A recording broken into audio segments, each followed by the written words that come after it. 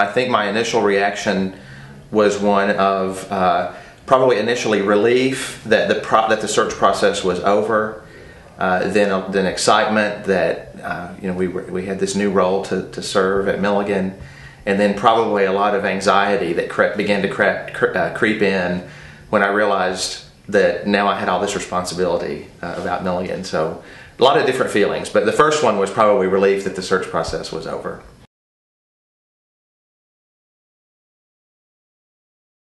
I think they're excited about us being here on campus, and the reality is we don't see them all that much. They do their thing and we do ours, and we're on and off a lot, but they're excited about it. Mm-hmm. And I don't think it's had a huge impact really on them because they were already here, so they already were established. That they weren't coming in as the president's kids with that stigma. They were students whose dad became president. I think that made a little difference.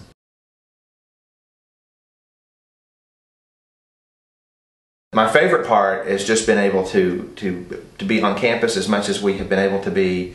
It was really exciting when students came. I've been president since July 16th, so there were several weeks there that it was just me and the folks who were on campus at the time, who were great, by the way. I don't want to insinuate that they're not, but it was real exciting when students actually showed up.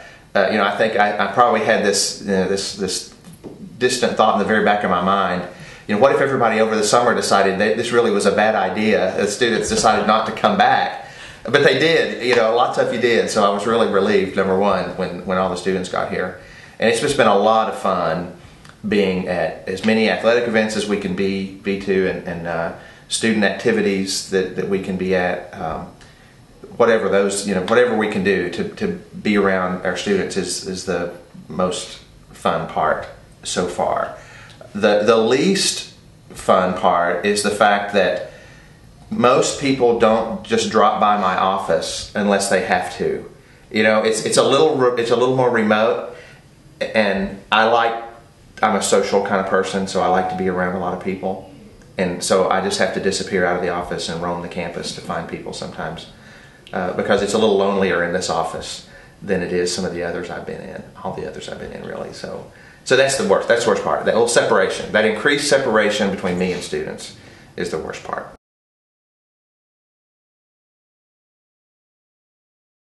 I don't know that he really complains that much about anything that I can really think of. Isn't that gre't to say? Yeah, I think he's just really enjoying what he's doing, and I really can't think that he's come home and said, I can't think of any major complaints you had. I can't either. I've been trying, but I can't think of any. If I could give away one part of my job, it would be any time that I have to say no. I would let someone else be the no person, and I would always be the yes person.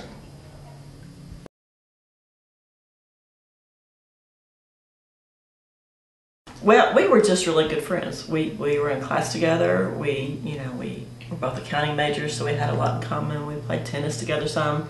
I just enjoyed, spending time with him, and we were friends, and he was a nice guy, and so I just thought I'd twerp him. Here we are. Here we are. I had never really seen Star Trek before I was around Bill. I'd heard of it, but I have gained an appreciation for it, and I do enjoy it, but I do not have he loves it. He loves it. I enjoy watching it with him, but I don't have that passion for it. She's a good wife. She tolerates my interests. Sense and Sensibility and Pride and Prejudice. Not Pride and Prejudice. Yeah, that's what it is. I like movies like that. Little Women kind of things. Little Women. He always sits there predictable when it starts. The end. So why watch it?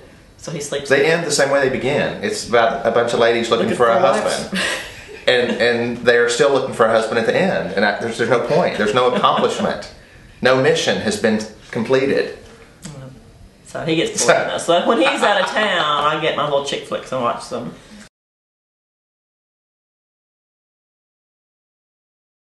I would like to create a sense of one of the nice things. One of the nice things about Milligan is that people don't necessarily strictly identify with the class that they're part of. Instead, we're sort of part of Milligan as a whole.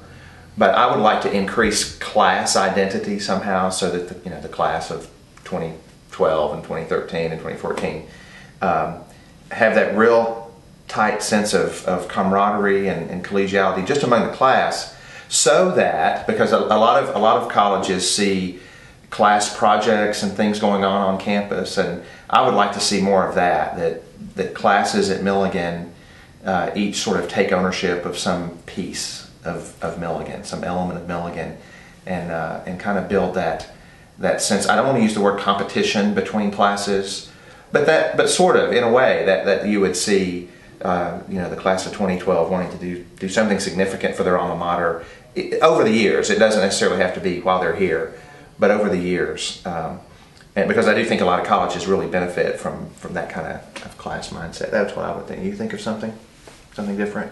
No, that sounds good to me.